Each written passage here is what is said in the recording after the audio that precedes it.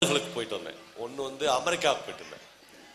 இன்னொன்று வந்து 2-3 தடவை தொடர்ச்சியாக இலங்கைக்கு போயிட்டு வந்தேன். எனக்கு அமெரிக்காவை விட எல்லா வகையிலும் இலங்கை ரொம்ப நெருக்கமான நாடாக நான் உணர்ந்தேன். அமெரிக்காவில் என்னை கூட்டிய மிகப்பெரிய பல்கலைக்கழகம் அப்படின்னு சொல்ற ஹார்வர்ட் பல்கலைக்கழகத்தில் வேலை பார்க்குறாரு. அவர் சொன்னார், இல்லை இந்த பெரிய கேட் வழியாக ஹார்வர்ட் யூனிவர்சிட்டியில் யார் யாரெல்லாம் போனாங்களோ அவங்க யாருமே டிகிரி முடிக்கல, ட்ராப் அவுட் ஆகி வேற காலேஜுக்கோ ஊருக்கோ போயிட்டாங்கன்னு சொன்னார். ரொம்ப ஆச்சரியமா இருந்துச்சு எனக்கு. நான் அப்படி முடிக்காதவங்க யார் யாருங்கன்னா அவங்க முதல் பேர் வந்து ராஜீவ் காந்தின்னு சொன்னாங்க.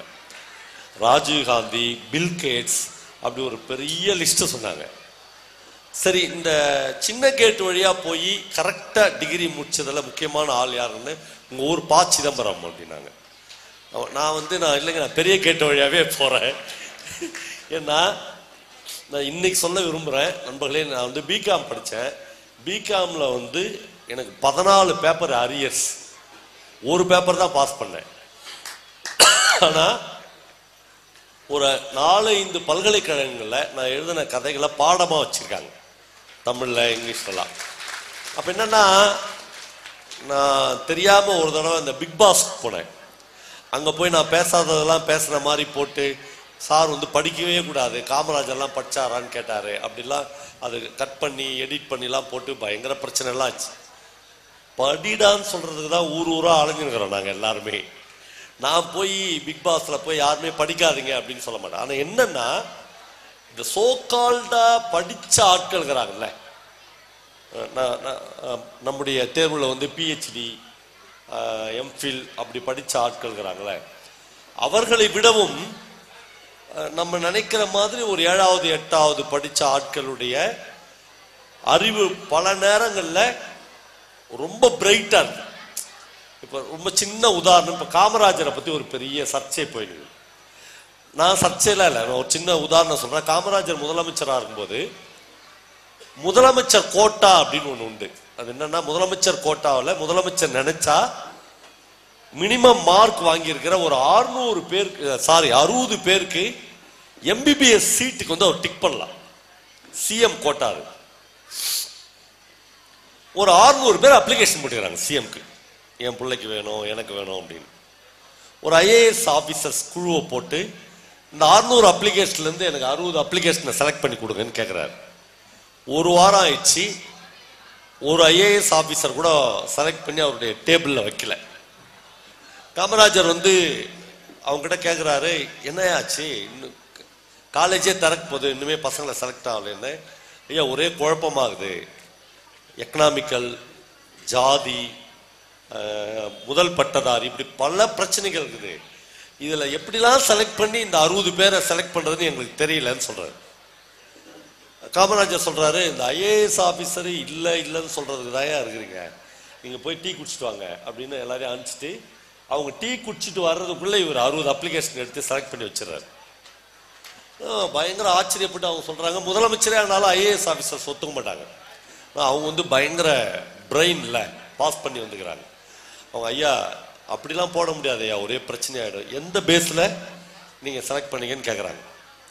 காமராஜர் சொல்கிறேன், உங்களை மாதிரி எனக்கு அறிவுலாம் கிடையாது, இந்த 600 அப்ளிகேஷன் எடுத்து பார்த்தேன், இந்த பெற்றோர் கையப்பம் அப்பம் பேரு அப்படின்னு இருக்குது இல்லை, அதில் எவன்லாம் கை நாட்டு வச்சுக்கிறானோ அதுலேருந்து ஒரு 60 அப்ளிகேஷனை செலக்ட் பண்ணிட்டாங்க. இவனை போடு, இவன் நான் டாக்டராக வரட்டும், போய் எங்கள் ஊர் கிராமத்தில் இருக்கிற பிஹெச்லாம் வேலை செய்யட்டும், பாம்பு கடியில், பிரசவத்தில் செத்து போகிற எங்கள் பொம்பளைங்களுக்கெல்லாம் அவன் ட்ரீட்மெண்ட் பண்ணுவான். 60 டாக்டரு முதல் தலைமுறையில் கை நாட்டு வச்ச குடும்பத்திலேருந்து வந்தால் அது ஒரு சமூகத்தில் எவ்வளோ பெரிய விளைவை ஏற்படுத்துன்னு எனக்கு தெரியும், நீ போடு அப்படின்னு சொல்கிறார். நம்மளே 2 விஷயங்குது. ஒரு அப்பாவித்தனமாக ஒரு முதலமைச்சர் வந்து இப்படி ஒரு விஷயத்த சொல்கிறாரு, அப்படி போட்டாங்க. ஆனால் அவர் நினச்ச மாதிரி இந்த 60 டாக்டருங்க முடிச்சால அதில் ஒரு நாய் கூட பிஹெச்சில் போய் வேலை செய்யலை. அவன் எல்லாருமே ஃபாரின் போயிட்டான், எல்லாருமே இந்த நாட்டுக்கு அவனுக்கு எந்த சம்பந்தமும் இல்லை. அப்படியே சமூகத்திலிருந்து விலகி வேற ஒன்றா மாறுறாங்க. அப்போ இந்த இடத்துல தான் ஒரு பெரிய கேள்வி வருது, நம்முடைய வகுப்பறைகளில் நாம் படிக்கிற புத்தகங்கள் நமக்கு எதை கற்பிக்கின்றன? சக மனிதன் மீது உள்ள அன்பை, பிரியத்தை, பாசத்தை உறுதியை அது நமக்கு சொல்லித்தரவில்லையா? ஏன் புக் ஃபேர் நடக்குது ஒரு ஊர்லயும் என்றால், இந்த கல்வி நிலையங்களில் வகுப்பறைகளில் நமக்கு சொல்லி தரப்படுகிற புத்தகங்களில் மிகப்பெரிய போதாமை இருக்கிறது. அதை ரொம்ப சின்ன வயசுலேயே தெரிந்து கொண்ட சில பேர்கள் வகுப்பறை புத்தகங்களை ரொம்ப சர்வசாதாரணமாக கையாண்டு விட்டு வகுப்பறைக்கு வெளியில் இருந்து பல புத்தகங்களை அவர்கள் படிக்க ஆரம்பிக்கிறார்கள். நான் இந்த கூட்டத்தில் ஒரு கதை கூட சொல்லக்கூடாது என்று முடிவோடு வந்தேன். அதுக்கு என்ன காரணம்னா, கதை சொல்லலாம், அது ஒன்றும் பிரச்சனை இல்லை. ஆனால் நிறைய கதைகளை உங்களுக்கு அறிமுகப்படுத்த வேண்டும் என்று வந்தேன். பிரபஞ்சன் தமிழில் ஒரு மிக மிக முக்கியமான எழுத்தாளர். அவருடைய மரி என்கிற ஆட்டுக்குட்டி என்று ஒரு கதை இருக்குது. நண்பர்களே, இந்த கதைகள் எல்லாம் இன்னைக்கு எங்க பீரியட்லாம் நாங்க ஒரு கதை படிப்பதற்கு அவ்வளவு கஷ்டப்பட்டு இருக்கோம். சென்னை வரையிலும் பஸ் ஏறி போய் மயிலாப்பூர்லாம் அலைஞ்சி ஒரு புத்தகத்தை இப்ப இல்லை. இன்னைக்கு நைட்டு போய் நீங்கள் நெட்ல அடிச்சு மரி என்கிற ஆட்டுக்குட்டி பிரபஞ்சன் அப்படின்னு போட்டீங்கன்னா அந்த கதை அப்லோட் ஆயிடுது. நீங்க உடனடியாக பிரிண்ட்ல படிச்சிடலாம், இல்லை ஸ்கிரீன்ல படிச்சிடலாம். இந்த கதை ஒன்றுமே இல்லை. ஆனால் நான் இந்த கதையை படித்து கிட்டத்தட்ட 40 வருடம் ஆகிறது. 40 வருடத்துக்கு பிறகும் என்னுடைய வாசிப்பில், என்னுடைய இதயத்தில், என்னுடைய வாழ்க்கையில் அந்த கதை ஒரு முக்கியமான பாத்திரத்தை வகிக்கிறது. அந்த மரி என்கிற ஒரு +2 படிக்கிற ஒரு பொண்ணு காலேஜுக்கே சரியா வரமாட்டான். அவ ஒரு சட்டை போட்டு காலேஜுக்கு வருவா, மேல 2 பட்டனை வேணும்னே பிரிச்சு விட்டுன்னு இருப்பா. யாருக்குமே அந்த பொண்ணை பிடிக்காதது மாதிரி நடிப்பார்கள், பிடிக்கும் அந்த பொண்ணை. ஆனா ஒரு குறிப்பா ஒரு ட்ரில் மாஸ்டருக்கு அந்த பொண்ணு என்னவோ ஒரு ஃபுல் ட்ரெஸ் பண்ணியிருந்தா நல்லா இருக்கும். அவர் போய், சார் இவ்வளவு வச்சுன்னு குப்பை கொட்டவே முடியாது சார், இந்த பொண்ணுக்கு டிசி கொடுத்துடணும் அப்படின்னு சொல்லுவார் ஹெட் மாஸ்டர். ஒரு தமிழாசிரியர், சார் தயவு செய்து அப்படி பண்ணிடாதீங்க, ஒரு பொண்ணு வாழ்க்கை கெடுக்க வேணாம், ஒரு வாரம் பார்க்கலாம். நண்பர்களே, இந்த ஒரு வாரம் பார்க்கலாம், தயவு செய்து அப்படி பண்ணிடாதீங்க என்கிற குரல் இந்த உலகத்தில் முக்கியமான குரல்.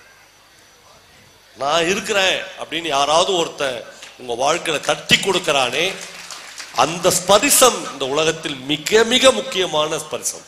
அது பல தற்கொலைகளை தவிர்க்கும், பல ஒரு மனிதனுக்கு உத்வேகத்தை கொடுக்கும், வாழ்வதற்கான நம்பிக்கையை கொடுக்கும்.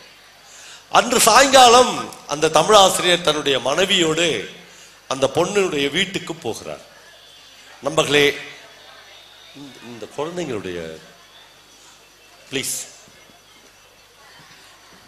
நண்பர்களே, நமக்கும் நம்முடைய கல்வி கூடங்களுக்கும் நம்முடைய குழந்தைகளின் வீடுகளுக்கும் ரொம்ப தூரம் இருக்கிறது. நாம் நினைக்கிறோம் 2 கிலோமீட்டர் 3 கிலோமீட்டர், பல 1000 கிலோமீட்டர்கள் தூரம் இருக்கிறது. பெரும்பாலும் ஆசிரியர்களுக்கு ஒரு பையன் எந்த சூழலிலிருந்து படிக்க வருகிறான் என்பது தெரிவதே இல்லை. அவர்கள் தங்கள் முன்னால் இருக்கிற 40 குழந்தைகளையும் ஒரே மாதிரி வளர்த்து விட வேண்டும், எடுத்து விட வேண்டும், அவர்களை வெற்றிகரமாக மாற்றிவிட வேண்டும் என்று மட்டுமே நினைக்கிறார்கள். இந்த வாத்தியாரு, இந்த தமிழாசிரியர் முதல் முறையாக அந்த பொண்ணு வீட்டுக்கு போகிறார். அது ஒரு பெரிய வீடு. அந்த வீட்டில் போய் ரொம்ப நேரம் கதவை தட்டின பிறகு லுங்கி கட்டி கொண்டு ஒரு பழைய சட்டையை போட்டுக்கொண்டு இந்த மரி என்கிற பெண் கதவை திறக்கிறார். காட்சி அப்படியே மனதில் இருக்கு. அவர் கேட்கிறார், வீட்டில் வேற யாரும் இல்லையாமா என்று கேட்கிறார். வாங்க சார் என்று சொல்லி பழைய துணிகள்லாம் இறஞ்சி கிடக்கிற அந்த சோஃபாக்கள்லாம் அந்த பொண்ணு சுத்தம் பண்ணிட்டு தன்னுடைய ஆசிரியரையும் தன்னுடைய ஆசிரியரின் மனைவியும் உட்கார வைக்கிறார். இந்த வீட்டில் நீ மட்டுமா இருக்கிற என்று கேட்கிறார். ஆமா சார். நீ ஏன் ஸ்கூலுக்கு வரல என்று கேட்கிறார். அந்த பொண்ணு ஒரு பதில் சொல்கிறார். நண்பர்களே, என்னால் சொல்ல முடியவில்லை. நான் யாருக்காக சார் ஸ்கூலுக்கு வரணும் என்று அந்த பொண்ணு கேட்கிறார். நான் யாருக்காக படிக்க வேண்டும், நான் யாருக்காக வாழ வேண்டும். 5 வருஷத்துக்கு முன்னாடி எங்க பக்கத்து வீட்டில் இருந்த ஒரு பொம்பளையை கூட்டுன்னு எங்க அப்பா எங்கேயோ ஓடிட்டார் சார். எங்க இருக்காருன்னே தெரியல. அம்மா தான் சிங்கிள் பேரண்டா, அம்மா கூட தான் நான் வளர்ந்தேன். அம்மா எவ்வளவு நாள் ஒரு மகளுக்காக வாழ முடியும்? அம்மாவும் கொஞ்ச நாளைக்கு முன்னாடி யாரோ இன்னொரு ஆணோடு போய்விட்டார்கள். இந்த வீட்டில் நான் மட்டும்தான் இருக்கேன். நான் ஸ்கூலுக்கு வரலன்னா ஏன் ஸ்கூலுக்கு வரல அப்படின்னு கேட்கறதுக்கு எந்த குரல் இந்த உலகத்தில் இருக்கிறது? ஏன் ஸ்கூலுக்கு வரல என்று கேட்பதற்கு எந்த மனிதன் இருக்கிறார்? ஏமா ஸ்கூலுக்கு வரல என்று கேட்கிற என் சக மனுஷி யார் என்று அந்த பொண்ணு கேள்வி கேட்டுக்கொண்டே போகிறாள். நண்பர்களே, கதை இதோடு முடியவில்லை. நீங்கள் படிக்க வேண்டும். ஒரு ஆரம்பம் மட்டும்தான் சொல்கிறேன். 30-40 வருடங்களுக்கு முன்னால் படித்த இந்த கதை என் இதயத்தை இன்றமும் துளைத்துக் கொண்டே இருக்கிறது. நம்மளை இங்கு நூற்றுக்கணக்கான, ஆயிரக்கணக்கான, லட்சக்கணக்கான புத்தகங்கள் இருக்கிறது. ஆனால் ஒரு கதை என்பது என்னை கேட்டால் ஒரு கதை இல்லை. அது இந்த வாழ்க்கையை மறுபிரசுரம் செய்து நாம் வாழாத ஒரு வாழ்க்கையை நம் முன்னால் காட்டுகிறது. இப்போ இந்த மேடையில் உட்கார்ந்து கொண்டிருக்கிற நண்பர்களாகட்டும், நீங்களாகட்டும், நீங்கள் இந்த உலகத்தில் எவ்வளவு வசதியான மனிதனாக இருக்கலாம், எவ்வளவு பெரிய பொறுப்புகளை வகித்திருக்கலாம், எல்லாம் செய்திருக்கலாம். ஆனால் இந்த வாழ்க்கை உங்களுக்கு கொடுத்திருப்பது ஒரே ஒரு ஜீவிதம் தான், ஒரே ஒரு வாழ்க்கை தான். இந்த ஒரு வாழ்க்கையில் உங்களுக்கு ஏற்பட்ட வெற்றி, சரிந்த தோல்வி, நீங்கள் சந்தித்த துரோகம், நீங்கள் பார்த்த பெண்கள், அவர்கள் செய்த ஏமாற்றங்கள், இப்படி எல்லாவற்றையும் நீங்கள் கணக்கு போட்டு பார்க்கிற போது ஒரு 60-70 வயது நிறைந்து விடுகிறது. அப்படி திரும்பி இந்த 60-70 வயதில் நாம் கடந்து வந்திருக்கிற இந்த வாழ்க்கையில் நாம் எதை சாதித்திருக்கிறோம் அல்லது சமூகத்திற்காக எவ்வளவு நேரம் செலவழித்திருக்கிறோம் என்று பார்க்கிற போது 90% மேற்பட்ட மனிதர்களுக்கு ஏமாற்றமே மிஞ்சுகிறது. நண்பர்களே, நாம் சமூகத்தை பற்றியான ஒரு அக்கறையும் படாதவாறு நம்முடைய பாட புத்தகங்கள் வடிவமைக்கப்பட்டு இருக்கிறதோ என்று சந்தேகம் வருகிறது. ஏனென்றால் நான் ஒரே ஒரு சின்ன உதாரணம் சொல்கிறேன். நாம் எல்லாம் படித்த ஒரு டெக்ஸ்ட் புக்ல 1ஆம் கிளாஸ்ல ஒரு பாடம் வருகிறது. அந்த பாடத்தில் தான் முதல் ஒரு குடும்பம் என்றால் என்ன என்று அந்த பாடம் தான் எனக்கு சொல்லிக் கொடுத்தது. உங்களுக்கும் சொல்லிக் கொடுத்திருக்கோம், டீச்சருக்கும் அதான் சொல்லிக் கொடுத்திருக்கோம். அந்த புத்தகத்தில் குடும்பம் என்று ஒரு பாடம் இருக்கிறது. அதில் அப்பா செய்தித்தாள் படிக்கிறார் என்று ஒரு அப்பா செய்தித்தாள் படிக்கிற மாதிரி ஒரு டிராயிங் போட்டிருக்கிறார்கள். அம்மா சமைக்கிறாள் என்று கிச்சன்ல அம்மா சமைக்கிற ஒரு படம் போட்டிருக்கு. தம்பி விளையாடுகிறான், தெருவில் போய் தம்பி விளையாடுகிற ஒரு படம் இருக்கிறது. தங்கை வீடு கூட்டுகிறாள் என்று ஒரு படம் இருக்கிறது. 1ஆம் வகுப்பில் இந்த பாடத்தை, இந்த படங்களை பார்த்து வளர்கிற ஒரு குழந்தை 70 வயதானாலும் அப்பா என்றால் அவன் செய்தித்தாள் படிக்க வேண்டியவன், அம்மா தான் சமைக்க வேண்டியவள். தம்பி என்றால் அவன் தம்டமாடு மாறி போய் வெளியில் விளையாடக்கூடியவன், தங்கச்சி தான் வீடு கூட்ட வேண்டியவள் என்பது சின்ன வயதிலேயே நம்முடைய மூளையில் பதிய வைக்கப்படுகிறது.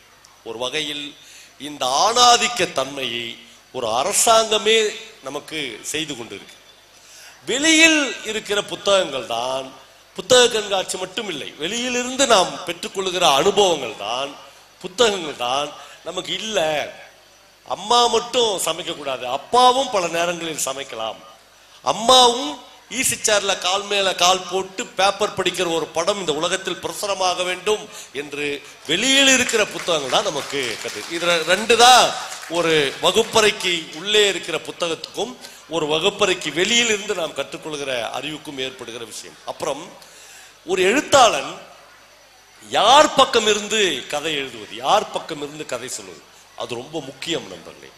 நீங்கள் கூர்ந்து கவனித்தால் ஒரு நுட்பமான வாசகனால் புரிந்து கொள்ள முடியும்.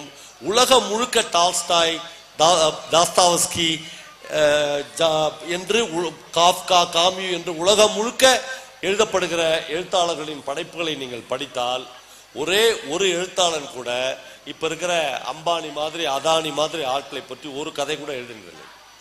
அவர்கள் வாழ்க்கை பின்பற்றத்தக்க வாழ்க்கை கிடையாது.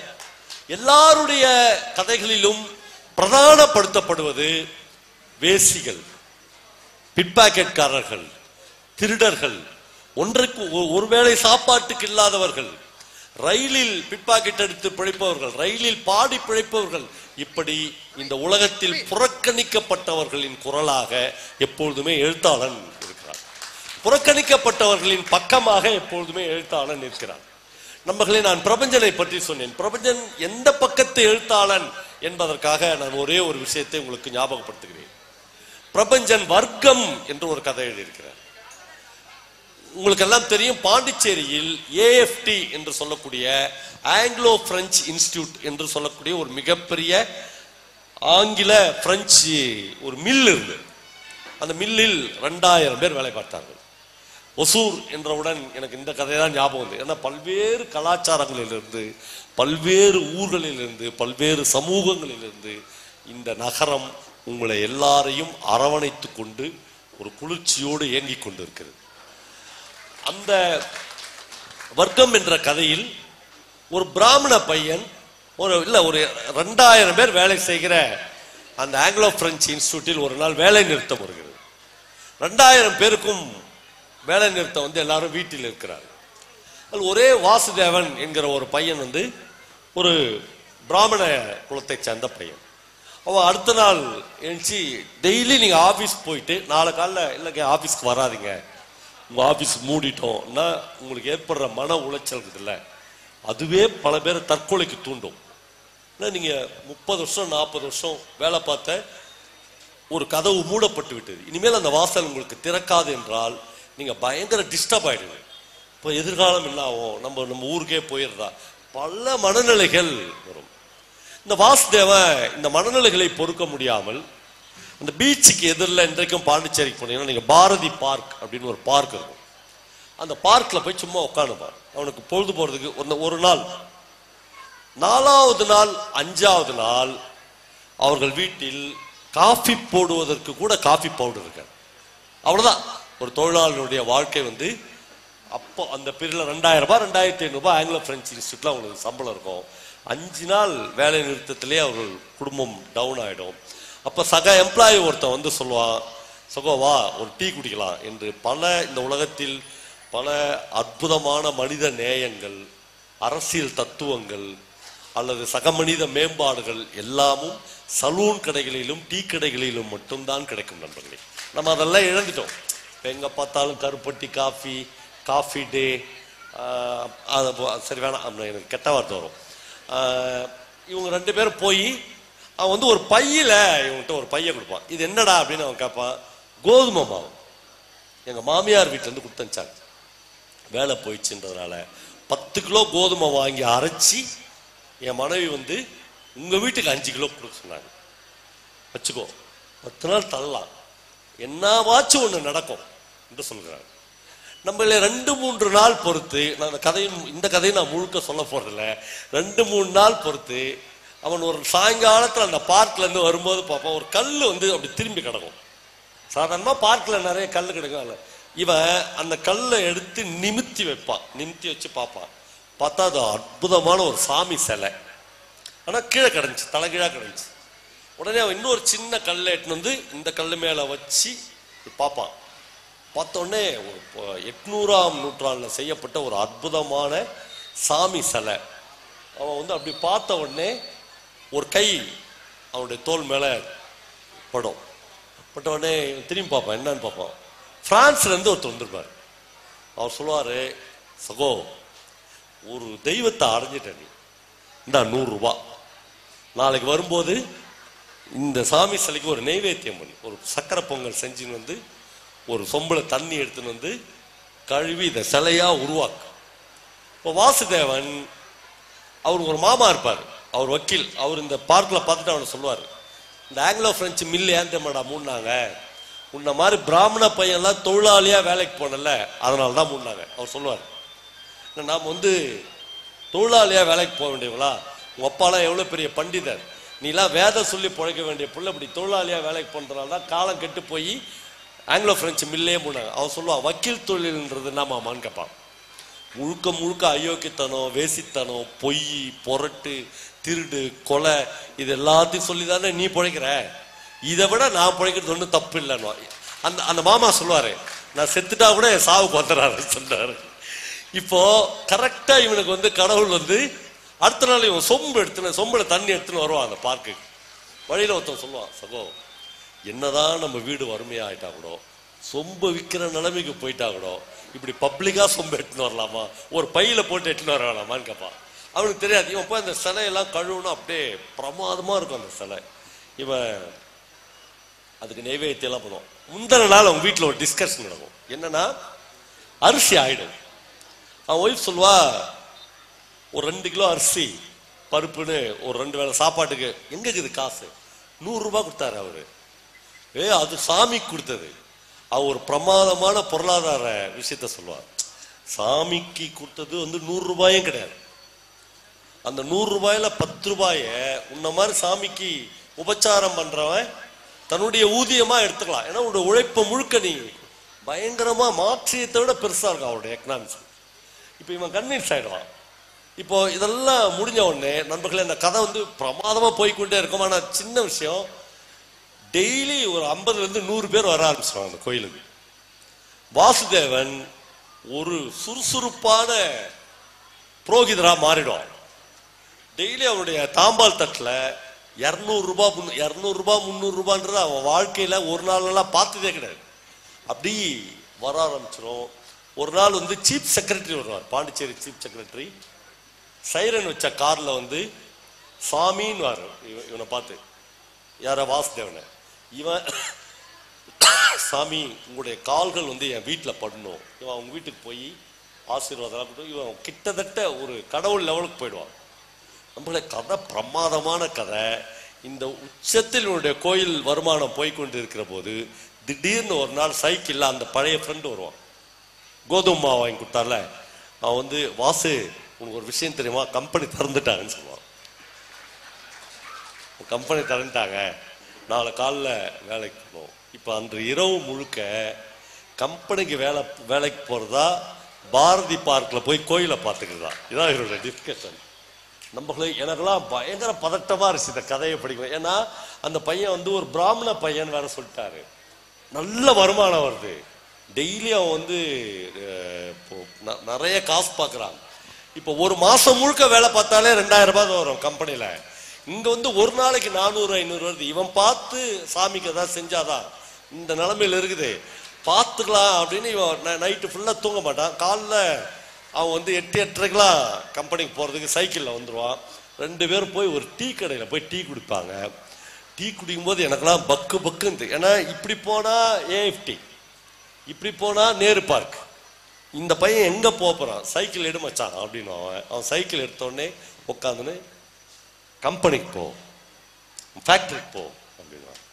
நம்மளே அந்த கதைக்கு டைட்டில் வந்து பிரபஞ்சன் வச்சுக்கிறது வந்து வர்க்கம், அவனுடைய கிளாஸ். அப்ப என்னன்னா, நீ இந்த பக்கம் போ, ஏஎஃப்டிக்கு போ என்பதற்கு பதிலாக கோயிலுக்கு போ அப்படின்னா அவன் எந்த வர்க்கத்திலிருந்து வருகிற எழுத்தாளன் என்று நம்மால் கண்டுபிடித்து விட முடியும். அப்போ ஒரு எழுத்தாளனுடைய ஒரு சொல்லுக்கும் ஒவ்வொரு செயலுக்கும் ஒவ்வொரு எழுத்திற்கும் ஒரு காரணம். நான் இன்னைக்கு ராஜ்ல உட்கார்ந்து ஒரு கதை படித்தேன். நமக்குள்ள அந்த கதை பெயர் வந்து துண்டு. கந்தர்வன் என்று முற்போக்கு எழுத்தாளர் சங்கத்தில் ஒரு மிக முக்கியமான எழுத்தாளர் இருந்தார். அவருடைய கதை ஒண்ணு இல்லை. ஒரு கிராமத்தில் ஒரு அம்பலக்காரர் வீட்டில் பண்ணையாளாக வேலை பார்க்கிற வேலு என்கிற ஒரு மனிதனை பற்றி கந்தர்வன் அந்த கதையை எழுதியிருக்கிறார். இந்த கதைகள் எல்லாம் சரியான முறையில் மொழிபெயர்க்கப்பட்டால் உலகத்தின் ஆகச்சிறந்த பரிசுகள் எல்லாம் இந்த மாதிரியான கதைகளுக்கு கிடைக்கும். ஆனால் அப்படியான டிரான்ஸ்லேஷன் எல்லாம் வரவே இல்லை.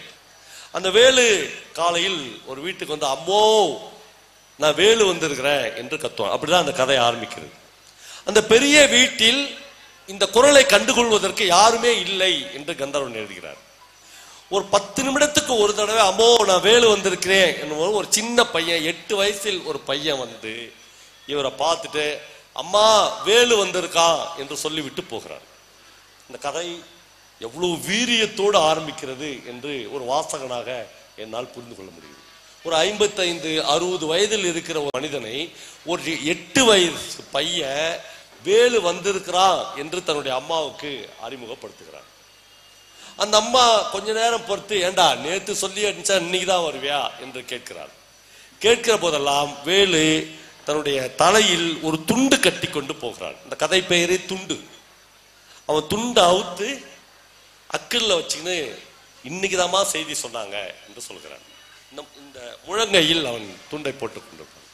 நமக்கு இந்த கதை முடிகிற வரையிலும் கிட்டத்தட்ட 40 முறை வேலு தன்னுடைய தோளுக்கும் தன்னுடைய கழுத்துக்கும் தன்னுடைய முழங்கைக்கும் தன்னுடைய அக்கிலுக்கும் தன்னுடைய இடுப்புக்குமாக துண்டை மாற்றி மாற்றி மாற்றி கட்டுகிறான். இதான் கதை. அம்பலக்காரர் வருகிறார். என்னடா வேலை, அங்க ஒரு காவா பிடிச்சிடு என்று சொல்கிறார். காவா பிடிக்கும் போதெல்லாம் அந்த துண்டு அவனுடைய இடுப்புக்கு போய்விடுகிறது. ஒவ்வொரு தடவையும் சின்ன பசங்களை அந்த வீட்டில் ஊர்ல இருந்து அந்த பையன் 8 வயசு பையனை வந்து இவன் சின்னையா அப்படின்னு கூப்பிடுறான். எல்லாம் பயங்கர ஒரு ஜாதிய படிநிலைகள், கிராமத்தில் எவ்வளவு விஷத்தன்மையோடு எவ்வளவு உக்கிரமாக இருந்திருக்கிறது என்பதை எதை பற்றியும் போதிக்காமலேயே இந்த கதை நமக்கு கடத்தி விடுகிறது. எல்லாம் முடிஞ்சு ராத்திரி அவங்க வீட்டில் புள்ள வந்துக்கிறதுனால கோழிக்கடி செய்கிறார்கள். நாட்டுக்கோழி அடிக்க, அப்பெல்லாம் கோழின்னா ஒரு கோழி தான், அது நாட்டுக்கோழி, பிராய்லர் கோழி அதெல்லாம் இப்போ வந்தது தான். ஆமாம், ஒரே கோழி தான். அவனுக்கு வாசனை வருகிறது. ஆனால் அவனுக்கு மட்டும் ஒரு சட்டியில் கஞ்சி போட்டு கொடுக்குறாங்க. அந்த கோழிக்கறிலாம் அவனுக்கு கிடைக்கல. எல்லாம் முடிஞ்சு அவன் வீட்டுக்கு போகிறான். அவன் வீட்டுக்கு போகும்போது எனக்கு சொல்ல முடியவில்லை அந்த கதையை. அடுத்த நாள் காலையில் புறப்பட்டு நேற்று விட்ட வேலைகளை எல்லாம் தொடர்வதற்காக அவன் அந்த வீட்டுக்கு போக வேண்டும். அந்த துண்டை பார்க்கிறான். இது வேற சனிய என்று வீட்டிலேயே அந்த துண்டை போட்டுட்டு போயிடுறான். அவன் பொண்டாட்டி கூட சொல்றான், ஐயோ துண்டை மறந்துட்டு போற போடி. அங்க அது படுற பாடு, நாய் படுற பாடு. ஒரு நாளைக்கு 20 தடவை 30 தடவை இந்த துண்டை நான் மாற்ற வேண்டியது என்று சொல்லிவிட்டு வேலைக்கு போய்விடுறான். நண்பர்களே, இதோடு கதை முடிந்திருந்தால் கூட இந்த கதை இவ்வளவு சிறப்பான கதையாக முடிந்திருக்கவே கூடாது. அவன் வந்த உடனே அம்பலக்காரர் வெளியே வர, என்னடா வெளியே வந்துட்டியா, என்னவோ குறையுத உங்ககிட்ட என்று பார்க்கிறார். அவன் ஒன்னும் சொல்ல நிக்கிறான். ஒரு நிமிஷம் இரு என்று அவர் உள்ள போய் பீரோவை திறந்து ஒரு புது துண்டு எடுத்து வந்து, வேலை ஒரு துண்டு இல்லாம உன்னை பார்க்கவே முடியலடா, ஒரு துண்டு இருந்தாதான்டா உனக்கு அந்தஸ்து என்று முடிக்கிறார். நண்பர்களே, இது ஒரு கதை தானே, இது ஒரு குறியீடு தானே.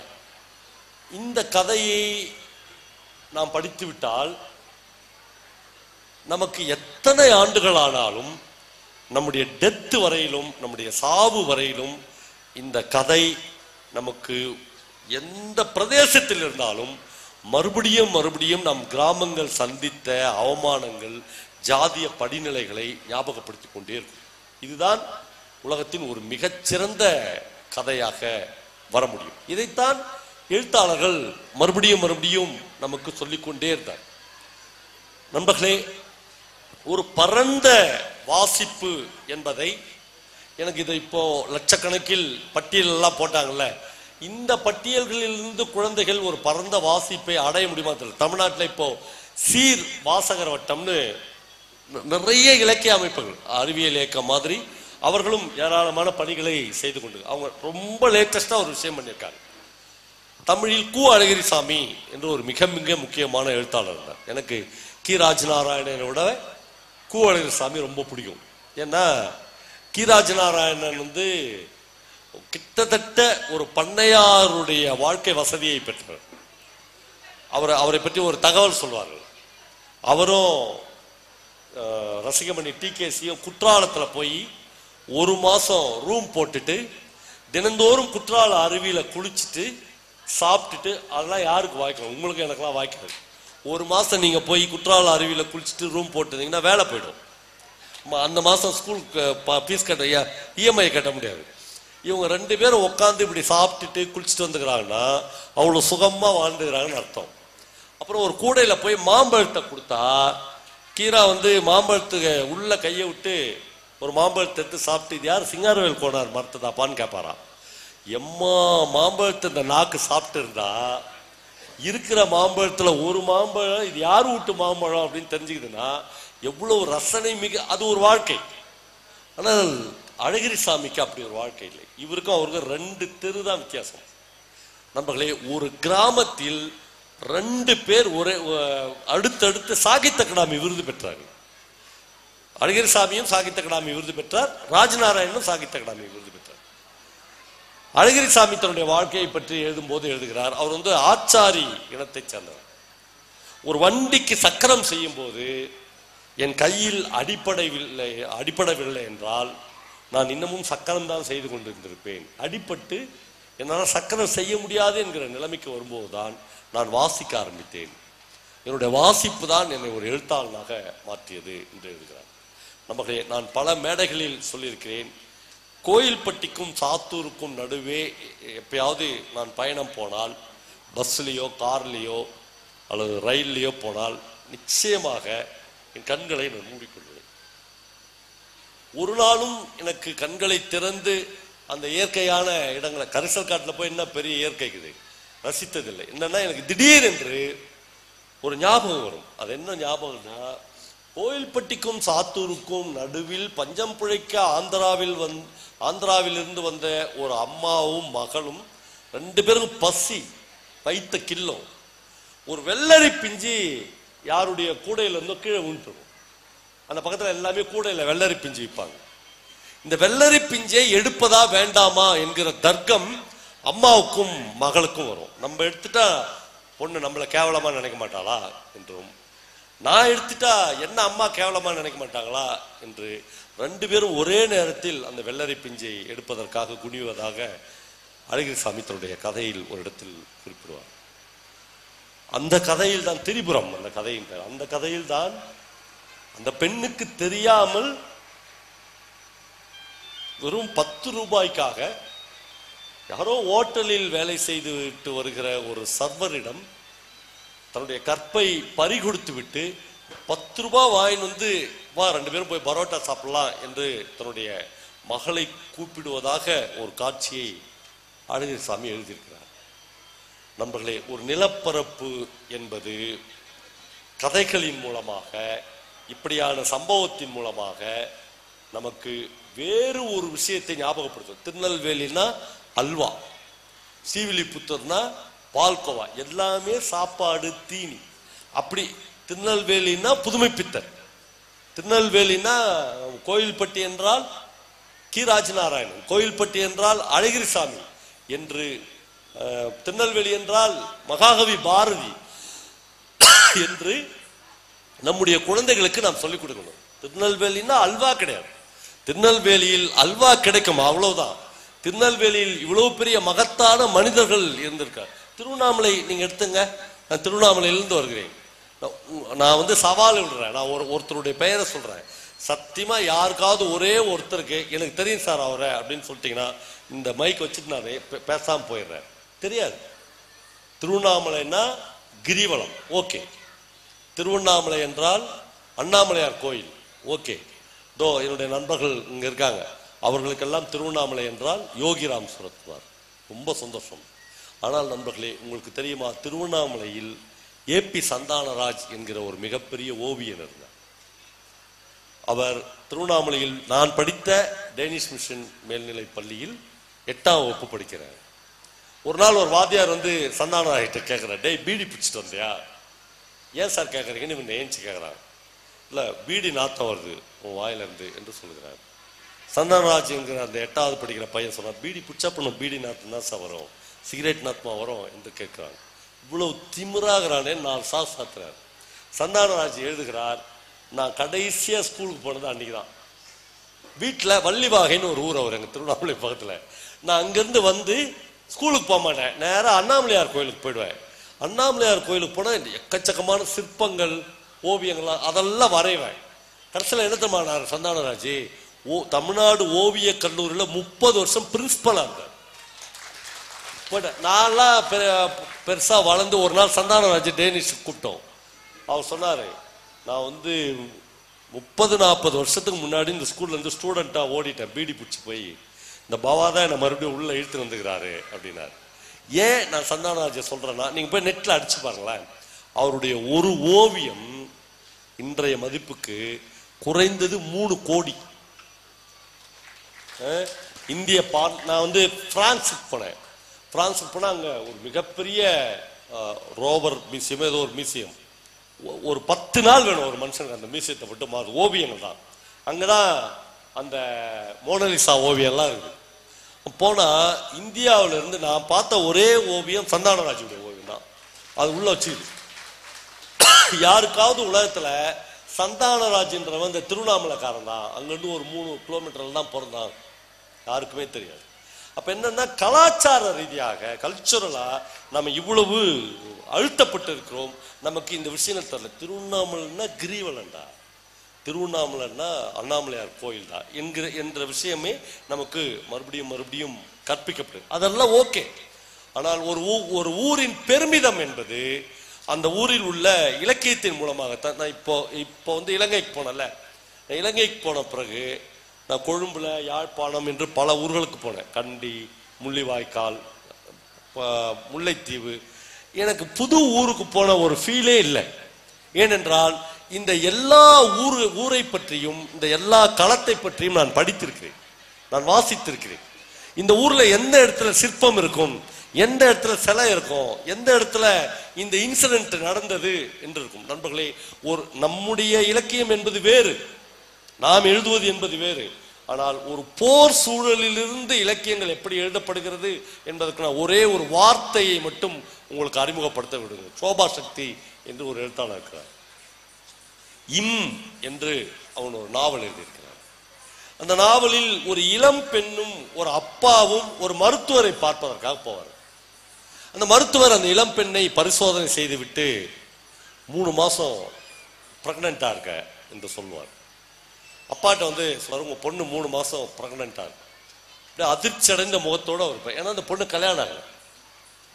அந்த பொண்ணுக்கு யாருடைய தொடர்புல அவன் 3 மாசம் கர்ப்பமானால் எதுவும் ஒரு ரைட்டர் அதெல்லாம் எழுத வேண்டும் என்று எந்த அவசியமும் இல்லை. உங்க பொண்ணு 3 மாசம் கர்ப்பமா இருக்கிற, இந்த கர்ப்பத்துக்கு யார் காரணம்? அவள் தான் சொல்ல வேண்டும், மகள் தான் சொல்ல வேண்டும். அவள் நீண்ட மௌனத்துக்கு பிறகு நண்பர்களே தன்னுடைய அப்பாவை நோக்கி கை காட்டுவார். அப்படிதான் அந்த நாவல் ஆரம்பிக்கும். அந்த நாவலை நான் அதற்கு பிறகு படிக்கவே முடியாது. ஒரு போர் சூழலில் மனநிலை பிழன்று என்ன வேண்டுமானாலும் நடக்கலாம். நாமெல்லாம் பெரிய பாக்கியசாலிகள். நமக்கு வந்து ஒரு நல்ல வாழ்க்கை இருக்கிறது, இஎம்ஐ இருக்குது, வீடு இருக்குது, ஏசி இருக்குது, கார் இருக்குது, புக் ஃபேர் நடத்துகிற வலிமை இருக்கிறது. ஆனால் ஒரு 30 வருடம் போர் சூழலில் வாழ்ந்த ஒரு மனிதர்களுடைய எல்லா உறவு முறைகளும் தலைகீழாக போயிருக்கிறது. இந்த எல்லா உறவு முறைகளும் தலைகீழாக மாறிவிட்டது என்பதை இந்த உலகத்தில் உங்களுக்கு ஒரு எழுத்தாளன் மட்டும்தான் கடத்தி கொண்டு வர முடியும். அதனால்தான் ஒரு எழுத்தாளன் என்பவன் இந்த உலகத்தில் ஒரு எம்எல்ஏ, எம்பி, ஒரு மந்திரி, ஒரு முதலமைச்சர், ஒரு பிரதம மந்திரி, ஒரு ஜனாதிபதி, இவர்களுக்கு மேலே ஒரு 6 அடி தூரத்தில் வைக்கக்கூடியவன் ஒரு எழுத்தாளனாக இருக்கிறான் என்றால் அவன் மட்டும்தான் இதை பதிவு செய்கிறான். மற்ற யாருமே இதை பதிவு செய்ய. பக்கத்துல உங்களுக்கு ஒரு 10 கிலோமீட்டர் 20 கிலோமீட்டர்ல போனா கர்நாடகா வந்து, கர்நாடகாவில் ஒரு மிக முக்கியமான சமூக பிரச்சனையில் நாங்கள் எப்படி செயல்பட வேண்டும் என்று கிட்டத்தட்ட எல்லா அரசியல்வாதிகளும் ஒரு பீரியடுக்கு முன்னால் வரையிலும் அங்கு இருக்கிற இலக்கியவாதிகளிடம் ஆலோசனை கேட்டிருக்கிறார்கள். அனந்தமூர்த்தி வீட்டுக்கு பல தடவை பல முதலமைச்சருடைய கார்கள் போய் நின்றிருக்கிறது. அவர்கள் சிவராம் காரத்துக்கிட்ட போய் இந்த காவிரி பிரச்சனையை என்ன பண்ணா தீர்க்கலாம் என்று ஆலோசனை கேட்டிருக்கிறார்கள். ஒரு எழுத்தாளன் என்பவனை ஒரு சமூகத்தின் ஆன்மாவாக எந்த சமூகம் பார்க்க நினைக்கிறதோ, கருத நினைக்கிறதோ, அது மனித குலத்தில் நாகரிகத்தின் உச்சத்தை அடைந்த சமூகம். கேரளாவில் இந்த பக்கம் போனா கேரளாவில் இன்றைக்கு வரலும் ஒரு எழுத்தாளனுக்குரிய இடம் என்பது மிக மிக உயர்வானது. தகழி சாகித்ய அகாடமி ஞானபீட விருது பெற்ற போது அவருக்கே தெரியாது, காலையில எழுச்சி வீட்டில இருந்து வந்து பார்க்கிற போது ஒரு பெரிய கியூ அவர் வீட்டுக்கு முன்னாடி நிற்கிறது. தகழி என்னாச்சு, உங்களுக்கு ஞானபீட விருது கிடைத்தது, இவங்களாம் உங்களை பாராட்ட வந்திருக்கிறார்கள். ஒரு 40வது ஆளாக 50வது ஆளாக அப்பொழுதைய கேரளாவின் முதலமைச்சர் ஈகே நாயனார் ஒரு ஷால் வைத்துக் கொண்டு நின்று கொண்டிருக்கிறார். ஒரு எழுத்தாளனை பார்ப்பதற்கு ஒரு முதலமைச்சர் ஒரு கியூல போய் நிற்கிறார் என்றால் அந்த எழுத்தாளனுடைய பணி இந்த சமூகத்திற்கு எவ்வளவு தேவையாக இருக்கிறது. நம்மளே நான் கடைசியாக ஒரு விஷயம் சொல்ல விரும்புகிறேன். நம்முடைய குழந்தைகளை நாம் திரும்ப திரும்ப நீங்கள் வாசியுங்கள், நீங்க இந்த புத்தகத்தை வாசிங்க, இதெல்லாம் பெற்றோர்களின் பேராசை என்று நான் கருதுகிறேன். ஒரு படிக்க வேண்டும் என்று கருதுகிற புத்தகங்களுக்கு நீங்கள் லேசாக ஒரு மடை திறந்து விட்டால் போதும், அது மடையை உடைத்து கொண்டு பாயும். நான் சொன்னல அந்த சீர்வாசகர் வட்டம், அவர்கள் அழகிரிசாமியினுடைய ஒரு கதையை நம்பர்களை நீங்க நம்ப வேண்டும். 15 நாளைக்கு முன்னால் தமிழ்நாட்டில் இந்த அதிசயம் நடந்தது. 3 லட்சம் காப்பி போட்டிருக்கிறார் ஒரே ஒரு கதை. ஒரு கதை 10 ரூபாய். என்கிட்ட தான் அவங்க சொல்லி கல்வி அமைச்சர்கிட்ட நீங்க எங்களை கொஞ்சம் இன்ட்ரோடியூஸ் பண்ணுங்க என்று நான் கல்வி அமைச்சர்கிட்ட பேசி அவரே அவருடைய ஊர்ல போய் அந்த புத்தகத்தை வெளியிட்டு நான் வரும்போது ஒரு 10 காப்பி கையில் எடுத்துனேன். அவர்கள் அழகிரிசாமியின் அன்பளிப்பு அப்படின்னு ஒரு கதையை 3 லட்சம் பிரதிகளை அச்சிட்டு இருக்கிறார். ஒரு புத்தகம் வெறும் 10 ரூபாய். அந்த நண்பர்களை கூப்பிட்டு பேசுறேன் நான்.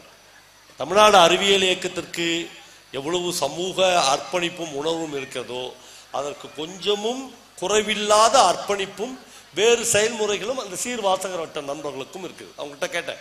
அவங்க சொன்னாங்க, எங்கள் வாழ்க்கையில் தமிழில் ஆகச்சிறந்த ஒரு 50 கதைகளை 10 ரூபாய் 10 ரூபாய் என்று 3 லட்சம் 4 லட்சம் 5 லட்சம் காப்பிகள் பிரிண்ட் பண்ணி இந்த தமிழ்நாட்டில் இருக்கிற எல்லா ஸ்கூலுக்கும் கொண்டு போய் சேர்த்துட்டா எல்லா பையனும் அந்த கதைகளை படித்து விடுவான்னு சொல்ல முடியாது. ஆனால் எல்லா பையன் வீட்லயும் 10 ரூபாய் கொடுத்து வாங்குறதுனால அந்த புத்தகம் இருக்கும். அந்த புத்தகத்தை யாரோ ஒருவர் என்றைக்கோ தொட போகிறாங்க. ஒன்றுமில்லை. அந்த கதையை நான் இன்னைக்கு மறுபடியும் ஒசூர்ல குளிர்ல படிச்சு பார்த்தேன். ரொம்ப சிம்பிள். புத்தகங்களின் மீதும் குழந்தைகள் மீதும் பிரியமுள்ள ஒரு மனிதனை பற்றியான கதை அது. ஆனால் நம்முடைய மனம், நம்பர்களே, நாம் என் மனசு தொட்டு சொல்றோம் அப்படின்னு சொல்றாங்க. மனசுன்னு ஒண்ணு இங்க இருக்குதா? மனசுனே ஒண்ணு இல்லை. அது ஒரு உறுப்பே இல்லை இல்லையா? இங்க ஹார்ட் தான் இருக்குது. என் மனசு தொட்டு சொல்றேன்டா அப்படின்னு சொல்றேன்ல, அந்த அவர் குழந்தைகளோடும் புத்தகங்களோடும் அவ்வளோ பிரியமாக இருப்பார். அவரு ஒரு 7-8 குழந்தைகள் அவர் வீட்டுக்கு டெய்லி வரும். அவர் மேல ஊழ்ந்து புரள்றது, அப்படியான வாழ்க்கையே நமக்குலாம் போயிடுச்சு. நாம தான் எல்லாத்துக்கும் இப்போ வேற லெவலுக்கு வந்துட்டோம். என்ன லெவல்னா, முதல்லலாம் நம்ம வீடுகள் எப்படி இருக்கும்? நம்ம கிராமங்களில் முற்றம் வச்ச வீடு இருக்கும், கிணறு இருக்கும். அதை விட முக்கியம் திண்ணை இருக்கும். திண்ணை இல்லாத ஒரு வீடும் கிடையாது. இந்த திண்ணை ஏன் வச்சாங்க நம்முடைய முன்னோர்கள்? அப்படி அவங்களாம் முன்னோர்கள் ஆயிட்டாங்க. ஏன் வச்சாங்கன்னா, தெருவில் யார் போறானோ அவன் யாரையும் கேட்காத போய் திண்ணையில உட்காந்துக்குவான். இந்த வீட்டுக்காரங்களுக்கு என்னத்தமா வேலை? எட்டி பார்த்துட்டு, ஓ 2 பேர் உட்காந்துக்கிறாங்கன்னு அவங்க தண்ணி கொடுப்பாங்க. அப்புறம் 11 மணி 12 மணினா மோர் கொடுக்கணும். அதனால ஹைகோர்ட்ல ரூல்ஸா போட்டுக்கிறான், நாமளே கொடுக்கணும். மத்தியானம்னா அவனுக்கு சேர்த்து ஒரு இலை போடணும். சாயங்காலம்னா அவனுக்கு ஒரு கோப்பை டீ கொடுக்கணும். இதான் நம்முடைய கல்ச்சர், இதான் நம்முடைய பண்பாடு. நம்ம என்ன பண்ணோம்? தின்ன வச்ச வீடு ஒண்ணு கூட இல்லைங்க தமிழ்நாட்டில். எல்லாத்தையும் இடிச்சிட்டோம். இடிச்சுட்டு பெட்டி வடிவங்கள்ல, செவ்வக வடிவில் வீடு கட்டணும். 4 கேட் போடுறாங்க. அதாவது ஃபர்ஸ்ட் கேட்டு ஒரு கிரில் கேட் போடுறான், அப்புறம் ஒரு இரும்பு. கடைசியா பெருமையா என்ன சொல்றான்? சார், இந்த நிலக்கதவு மட்டும் 5 லட்சம் சார்றான் தேக்கல. அதாவது என்னன்னா, புயல் மட்டும் இல்ல, ஏனை தட்டினா கூட இவன் நிலக்கதவு ஒண்ணும் பண்ண. அப்படின்னா என்ன அர்த்தம்? எந்த நாய் உள்ள வந்துடாதுன்னு அர்த்தம். நான் மட்டும் இருக்கிறேன். சரிடா, இவ்வளவு காபந்து பண்ணி இந்த வீட்டை அவன் என்னடா பண்றான் அப்படின்னு பார்த்தா, உள்ள நாய் வளர்க்குறான், ஏசியில படுக்க வச்சுக்கிறான். காலையில அந்த நாய் இந்த நாயை கூட்டின்னு போகுது, வாக்கிங் போகுது. இப்படி ஒரு இடத்துக்கு போயிட்டோம் நம்ம எல்லாரும். அதாவது லைஃப்ல மிக தென்னை வச்ச வீடு போயிடுச்சு. அப்புறம் நீங்க, நான் உங்க ஊர்ல இல்ல, தமிழ்நாட்டிலே சத்தியமா நான் சொல்றேங்க, ரா பிச்சைக்காரர்கள் இல்லாத ஊரை பார்த்துக்கிறீங்களா நீங்க? இப்ப எவனா இருக்கிறானா? போயிட்டான்ல. ஏன் இல்லை? ரோஷம் வந்துச்சு அவனுக்குலாம். போடா மயிர், உங்ககிட்ட நான் சோறு கேட்கறது அப்படின்னு போயிட்டான். நான் உண்மையிலே இதுக்கு போனேன், ஹிமாலயாஸ்க்கு போனேன், மணாலிக்கு போனேன். ஒரு சாமியார் என்கிட்ட பிச்சை கேட்டாரு. நான் பர்சலாக பார்த்துட்டு, உண்மையிலே என்கிட்ட காசு என்ன 500 ரூபாய் இருந்துச்சு. நம்ம எல்லாருக்கும் ஒரு ஸ்டேட்டஸ் வச்சிருப்போம். பிச்சைக்காருக்கு உலகத்தில் 500 ரூபாய் கொடுக்க மாட்டோம். நான் ஒரு எக்ஸாம்பிளுக்கு ஒன்று சொல்கிறேன்.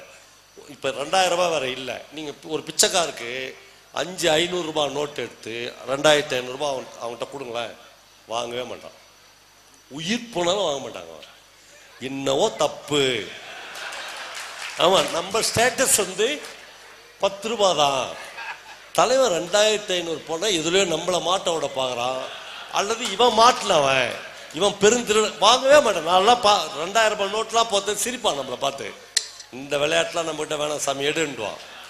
அவன் நான் அந்த ஹிமாலயாஸ்ல பார்த்தல, அந்த சாமியாரு என்கிட்ட 500 ரூபாய் இருந்துச்சு. 500 ரூபாய் நம்ம பிச்சைக்காரருக்கு கொடுக்க, நான் பிச்சைக்காரருக்கு கூட கொடுப்பேன், சாமியாருக்கு கொடுக்க மாட்டேன். அப்புறம் கொடுக்காத நான் என்ன சொன்னேன், சில்லற இல்லை 500 ஆகுதுன்னு. அவன் சொன்னான், don't worry sir, I have Google Pay அப்படின்றான். சத்தியமா கூகுள் பே நம்பர் வச்சுக்கிறாங்க. அவன் ஸ்கேன் பண்ற கூகுள் பே நம்பர் வச்சு பிச்சை எடுக்கிறான். அந்த அளவுக்கு டெவலப் ஆயிடுச்சா இந்த ரா பிச்சைக்கார. எங்க அம்மாலாம் சின்ன வயசுல, நான் வளர்ந்த ஏரியாவில் ஜக்கம்னு ஒரு ரா பிச்சைக்காரப்பா.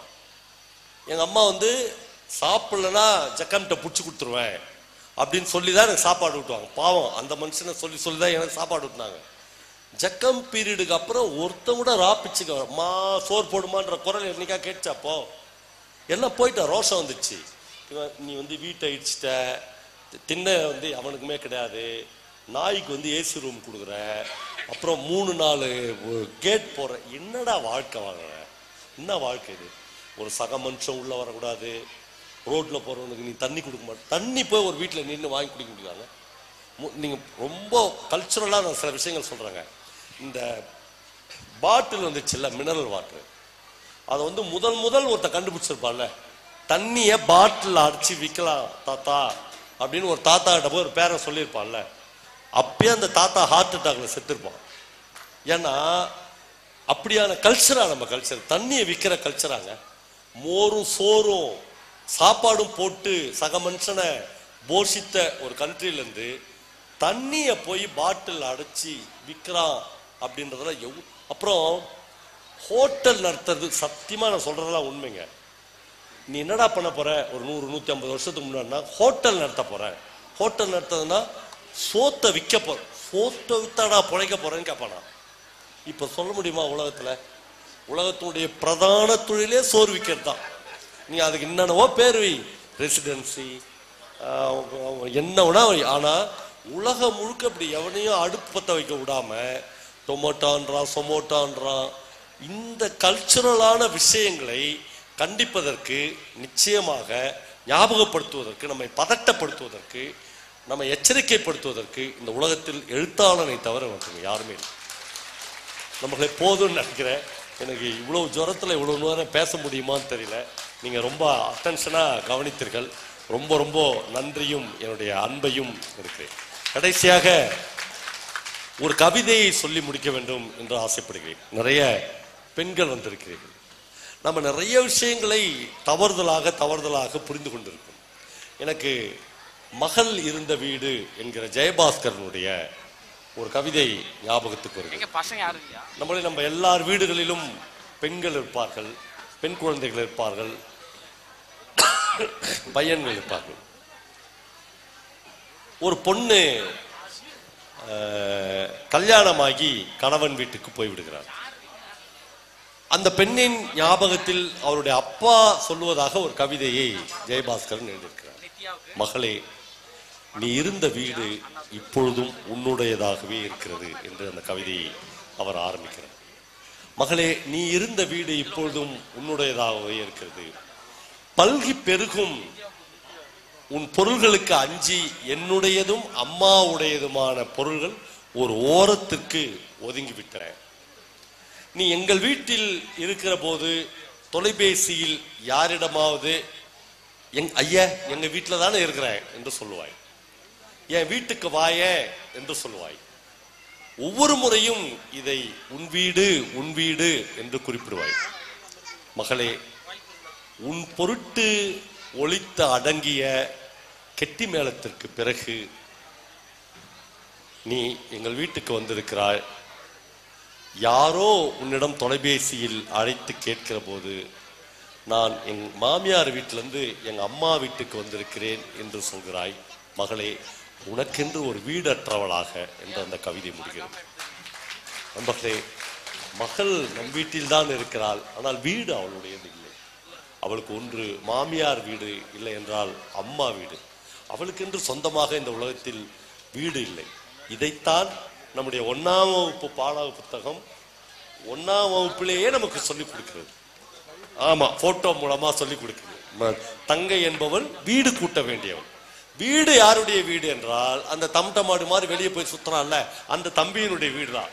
அதை தங்கை என்ன பண்ணணும்னா பெருக்கி வைக்கணும். இப்படியான வரைமுறைகளிலிருந்து மீற வேண்டிய வாழ்க்கையை இந்த புத்தக காட்சிக்குள்ளே இருக்கிற பல ஆயிரம் புத்தகங்கள் உங்களுக்கு கற்றுத்தரும். நன்றி.